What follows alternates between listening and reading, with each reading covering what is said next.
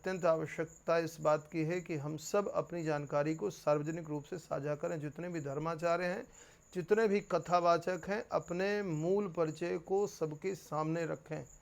ये जनता का निर्णय है किसको स्वीकार करना, किसको नहीं करना। क्योंकि मुझे बहुत दिन तो नहीं हुए भी कथा करते, मैं भी पूरा परिचय दूंगा अपना। नमस्कार, जय श्री कृष्ण, राधे राधे, जय श्री राम।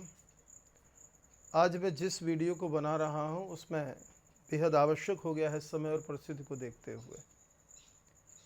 जिस तरह से पिछले 10-15 सालों में एक परिवर्तन हुआ है धर्म की पीठ को लेकर के, सनातन वैदिक धर्म की पीठ को लेकर के, व्यास पीठ को लेकर के, लोग इस पीठ का आश्रय लेकर के एक बड़ा आडंबर खड़ा करते हैं और उसके बाद फिर कई लोग दुराचार की श्रेणी में आए, घटनाएं की और बदनाम सारा समाज होता है। जितना वैदिक समाज है, जो सनातन धर्म को मानने वाले आचार्य हैं, वो सब बदनाम होते हैं। लोगों के बारे में जानकारी नहीं है, लेकिन आज अत्यंत आवश्यकता इस बात की है कि हम सब अपनी जानकारी को सार्वजनिक रूप से साझा करें। जितने भी धर्माचार्य हैं, जितने भी कथावाचक हैं, अपने मूल परिचय को सबके सामने रखें। ये जनता का निर्णय है किसको स्वीकार करना, किसको नहीं करना। क्योंकि मुझे बहुत दिन तो नहीं हुए भी कथा करते, मैं भी पूरा परिचय दूंगा अपना। लेकिन लगभग 5-6 सालों 7 सालों में कई जगह जाना हुआ, कई संतों के पास बैठना हुआ, तो कई चीज़ें निकल के सामने आती जो धर्म की मर्यादा के सर्वथा प्रतिकूल है, अनुकूल नहीं है। मुंबई में एक कथा में था मैं, तो नाम मैं किसी का लूँगा नहीं, एक मठ में रुका हुआ था। वहाँ के जो मुख्य मठाधीश थे, अब संयोग ऐसा हुआ कि उन मठाधीश के गांव का एक व्यक्ति उसी आश्रम में संपर्क में आया। धीरे धीरे प्रीति बढ़ी, उसने बताना शुरू किया। तो विरक्ति का चोला ओढ़ करके और धर्म को मानने वाले लोगों को गुमराह करने का काम वो कर रहे थे। उन्हें बताया कि एक पत्नी उनकी उत्तर प्रदेश के हैं, निश्चित रूप से एक गांव में रहती, लड़के बच्चे हैं, और जिस आश्रम में हमारा रुकना हुआ था वहाँ भी एक महिला योगिनी बन करके और फिर वो यहाँ भी रहती थी। तो ऐसे कई धर्माचार्य हैं। तो अपना पूरा परिचय समाज के सामने होना ही होना चाहिए, चाहे वो कथावाचक हो, चाहे वो धर्माचार्य हो, धर्म की पीठ को। क्योंकि कई आरोप लगते हैं। अभी मैं देख रहा था शंकराचार्य जी के ऊपर, एक शंकराचार्य हैं, नाम मैं नहीं लूँगा, उनके ऊपर भी आरोप लगा। और कई लोग तो बीच में ऐसी स्थितियां हुई कि लोगों ने कहा है कि कई शंकराचार्य 3-3 विवाह करने के बाद भी शंकराचार्य बने घूमते रहे।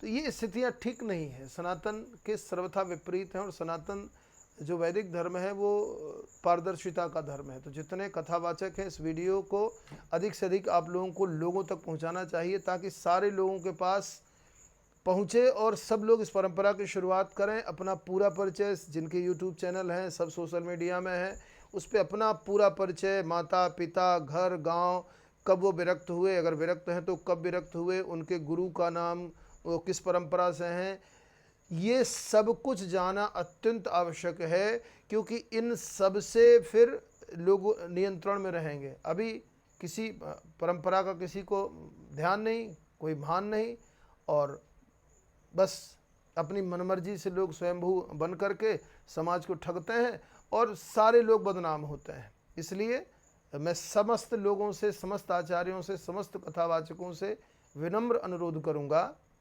कि वो भी अपना वीडियो बना करके, चाहे वो सोशल मीडिया में, यूट्यूब में हो, फेसबुक में हो, जहाँ भी हो, वीडियो बना करके अपना पूरा परिचय, अगर वो विरक्त महात्मा है तो विरक्ति से पहले कि उनका जीवन क्या रहा, अगर विरक्त नहीं है, गृहस्थ हैं, तो ये भी बताने की कृपा करें, कष्ट करें। क्योंकि बहुत सारे लोग ऐसे हैं जिनको मैं व्यक्तिगत रूप से जानता हूं कि विरक्त बने घूमते हैं लेकिन गृहस्थ हैं। तो ये चीज़ें किसी भी तरह से अच्छी नहीं है, धर्म की मर्यादा के विपरीत हैं। और जब लोगों को पता चलता है तब दुख होता है, और उससे सनातन धर्म को मानने वालों पर उंगली उठती है। तो मैं इस परंपरा की शुरुआत कर रहा हूँ।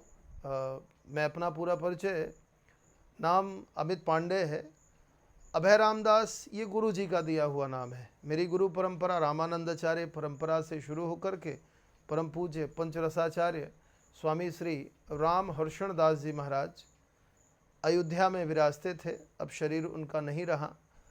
उसी परंपरा में परम पूज्य डॉक्टर श्याम सुंदर शास्त्री पराशर जी, वल्लभाचार्य जी, श्याम सुंदर दास जी महाराज, उसी परंपरा में शिवम शुक्ला जी कथावाचक हैं। उन्हीं की शिष्या एक आजकल बच्ची बहुत लोगों के बीच में प्रसिद्ध है, 7-8 साल की बच्ची होगी, विष्णु प्रिया। तो हमारी उसी परंपरा में बहुत सारे ऐसे कथावाचक हैं।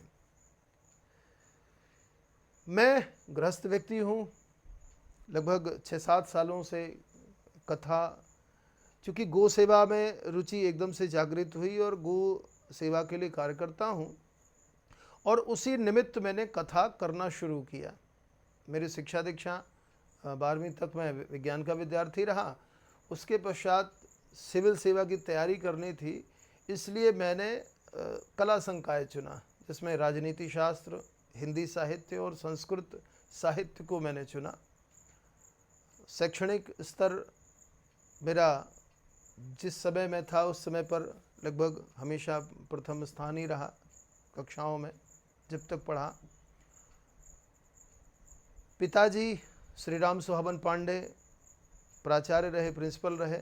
उसके पहले वो लेक्चरर थे अंग्रेजी साहित्य के। मैं 2 भाई हूँ।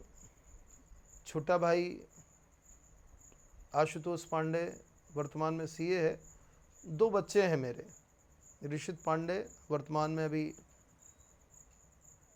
MCU भोपाल से अभी मल्टीमीडिया में अपनी पढ़ाई कर रहे हैं, शुरू हुआ है, एडमिशन हुआ। बेटी है अभी 9वीं में है। चित्रकूट क्षेत्र से अगर विधानसभा की बात करें तो लगभग 6 किलोमीटर दूर कस्बा है रीवा जिले में, रीवा और सतना जिले के बॉर्डर में सिमरिया, वहाँ पर मेरा मूल निवास स्थान है। जन्म मेरा 11 अक्टूबर 1977 को रीवा जिले के सिमरिया, जहाँ पर अभी निवास स्थान है, वहाँ से 6 किलोमीटर दूर बड़ी हर्रई एक गांव है, वहाँ पर जन्म हुआ। मैं वर्ण जाति के आधार पर, यद्यपि ये परिचय देना मुझे थोड़ा सा असहज महसूस होता है, लेकिन अब जैसी परंपरा चल पड़ी है उसके हिसाब से सबको देना चाहिए। मैं ये नहीं कहता कि कौन से वर्ण के लोग कथा करें, कौन से नहीं करें। मैं इस पर बिल्कुल ना ऐसा विचार रखता हूँ और ना ही इस बात को मैं कहना चाह रहा हूँ। धर्म की मर्यादा का पालन करते हुए लोग भगवत मार्ग में लगे हुए हैं तो करें, लेकिन अत्यंत आवश्यक है कि वो अपने पूरे परिचय के साथ समाज के सामने खड़े हों। मैंने अभी गुरु परंपरा भी बताई, अपना पूरा परिचय बताया। मैं पांडे हूँ, हर्रई गांव का हूँ। क्षेत्र में यहाँ लगभग सब लोग जानते हैं। शैक्षणिक स्तर भी मेरा इस लगभग 6-7 साल हुए मुझे कथा करते हुए। मैंने बताया कि गौसेवा में भोपाल में था, तो स्किल डेवलपमेंट का कार्य उस समय मैं कर रहा था। लगभग आधे मध्य प्रदेश का कार्य था। गौ सेवा में अचानक गुना में राघवगढ़ है, वर्तमान में जो दिग्विजय सिंह जी कांग्रेस के नेता हैं, उनका ये उग्रह ग्राम है, तो वहीं पर मैं था। तभी एक मातृशक्ति सेवा संस्थान राजकुमारी गुर्जर चला रही थी। बेसहारा गायों को, उन्हें जो एक्सीडेंटल गायें थी उनको रखा हुआ था, और लगभग 8-10 परिवार उन गायों की सेवा में बढ़िया से रह रहे थे। तो मुझे आश्चर्य हुआ। गाय हमेशा घर में रही, माताजी करती रही, लेकिन कभी उस तरह की रुचि नहीं थी। जब मैंने देखा तो मैं अब पूरी तरह से मेरा झुकाव उधर होता गया, क्योंकि और पिछले 10-15 सालों में एक परिवर्तन भी हुआ है। गाय हमारी आस्था का केंद्र बिंदु है। जितने भी सनातन वैदिक ग्रंथ हैं, सब में गाय का महत्वपूर्ण स्थान है। और क्यों है, मुझे वहाँ से राघवगढ़ से उस मातृशक्ति सेवा संस्थान के द्वारा पाली जा रही गायों को देख करके हुई, और मैं पूरी तरह से फिर मेरा झुकाव इधर न हो करके गौ सेवा की तरफ और हो गया। यद्यपि दीक्षा लिए हुए मैंने 2003 में जो हमारे गुरुदेव भगवान पंचरसाचार्य स्वामी श्री राम हर्षणदास जी महाराज का गृह ग्राम है पौड़ी धाम, वहाँ पर मेरी दीक्षा हुई 2003 में। लेकिन पूरी तरह से झुकाव मेरा धर्म की ओर लगभग 2013-14 में इस घटना के बाद, जिसको मैंने बताया, और कथा मैंने 2017-18 से शुरू किया। पहली बार मैंने गौ माता की ही कथा करी, गौ कथा। उसके बाद फिर शिव महापुराण से शुरुआत करी, भगवान भोलेनाथ की महिमा का गान हुआ। उसके बाद श्री राम कथा और भागवत कथा। तो मूलतः मैं राम कथा में अधिक रुचि रखता हूँ, भागवत भी मेरा प्रिय विषय है। और संस्कृत साहित्य चूँकि मैंने लिया था, इसलिए मैं बिल्कुल बता दूं कि संस्कृत में मैं व्याकरण में पारंगत नहीं हूँ, लेकिन इतना मैंने अध्ययन किया है कि संस्कृत के श्लोकों को भली भांति समझ करके और उनको लोगों तक पहुँचा सकूँ।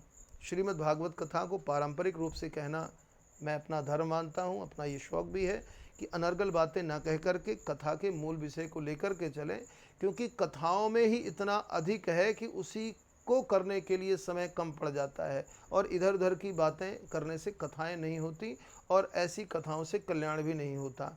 तो जितने कथावाचक हैं, जितने भी कथावाचक हैं, मैं सबसे विनम्र अनुरोध करूंगा, और जो लोग भी इस वीडियो को देख रहे हैं, जो लोग सुन रहे हैं, उन सबका धर्म है कि उनको इस बात को अधिक से अधिक प्रसारित करना चाहिए, क्योंकि जिस तरह से घटनाएं, कई साधु महात्मा बाबा जेल में हैं, जब घटनाएं हो जाती हैं उसके बाद उनकी परतें खुलना शुरू होती हैं, और जब परतें खुलना शुरू होती हैं तब समाज ठगा सा महसूस करता है। तो समाज ठगा न जाए, इसलिए आवश्यक है कि जो भी व्यक्ति हैं, जो भी कथावाचक हैं, जो भी धर्म की पीठ पर बैठे हुए लोग हैं, अपना पूरा परिचय, अभी मैंने दिया, मेरा मातृपक्ष चित्रकूट क्षेत्र में ही आता है, सुतीक्षण आश्रम से मुश्किल से 2-3 किलोमीटर दूर, तो मेरा मातृपक्ष भी है। सबकी एक आध्यात्मिक रुचि है, सब लोग अपने अपने सामान्य कार्यों में लगे हुए लोग हैं। मैं ही अपने पूरे, मैंने जितनी पीढ़ियां हैं, हमारी पीढ़ियों में कभी कोई कथावाचक या चूँकि आचार्य पांडित्य का कर्म नहीं था हमारा, गौ सेवा में रुचि के कारण मैंने श्रीमद् भागवत कथा का आश्रय लिया। राम कथा मेरा अत्यंत प्रिय विषय है, और चूँकि राम मंत्र से दीक्षित भी हूँ, इसलिए ईस्ट होने के कारण भी एक विशेष रुचि है।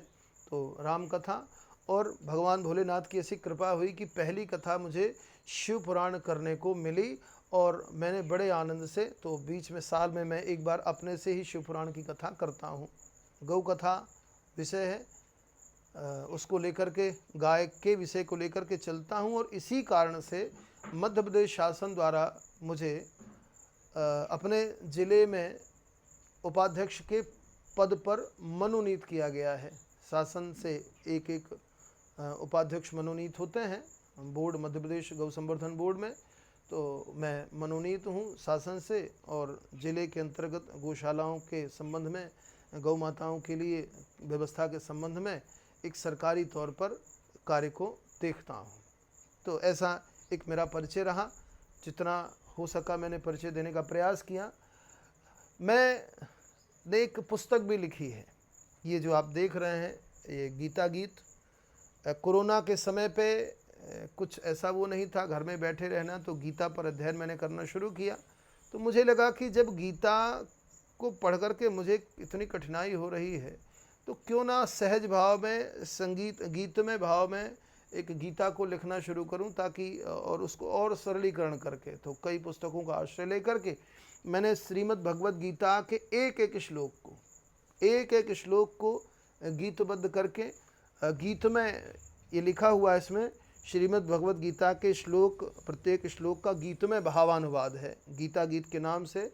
इसको इंदिरा पब्लिशिंग हाउस भोपाल ने छापा था, और लगभग 2 साल हो गए इसमें मेरा सारा विवरण दिया हुआ है। तो गीता गीत पुस्तक भी मैंने लिखी, उस कोरोना के समय का मैंने उपयोग किया, लगभग 10 दिनों में ये पुस्तक पूरी हुई, 10 दिन मौन रह करके और एक साधना का प्रयास किया और गीता गीत के रूप में वो परिणाम भगवान ने दिया। इस तरह से ही मेरा ये समग्र परिचय रहा। जितना ये स्मरण हो पाया मैंने अपना पूरा परिचय देने का प्रयास किया। मैंने गुरु परंपरा भी बताई, मैंने पारिवारिक जीवन भी, पारिवारिक परिचय भी बताया, अपनी पारिवारिक स्थिति भी बताया। मैं बिल्कुल विरक्त महात्मा नहीं हूँ, मैं गृहस्थ हूँ, कथावाचक हूँ, गो सेवी कार्यकर्ता हूँ, सामाजिक कार्यकर्ता हूँ। मैं प्रयास करता हूँ कि जितना मैं मंच से कथाओं से कहूँ उतना अपने व्यक्तिगत जीवन में उतारूँ, उसको करने का प्रयास करूँ। और मैं सबसे फिर से विनम्र अनुरोध करूँगा कि इस बात को अधिक से अधिक फैलाएं और सारे धर्माचार्य, कथा व्यास जो भी हैं, अपने जाति वर्ण सब कुछ, ताकि जो लोग हैं उनका पूर्व जीवन क्या रहा है, ताकि लोगों को एक जानकारी मिले। नहीं तो हाथरस जैसी जब घटना होती है, इसके पश्चात उनके व्यवहार जब लोगों के सामने आते हैं तो जितने उनके अनुयायी होते हैं वो, मैंने पहले भी निवेदन किया कि वो ठगा सा महसूस करते हैं। तो ऐसी स्थिति ना हो, इसलिए सब लोग इस बात को अधिक से अधिक प्रसारित करें। जय श्री राम, जय श्री कृष्ण, जय भोले भंडारी।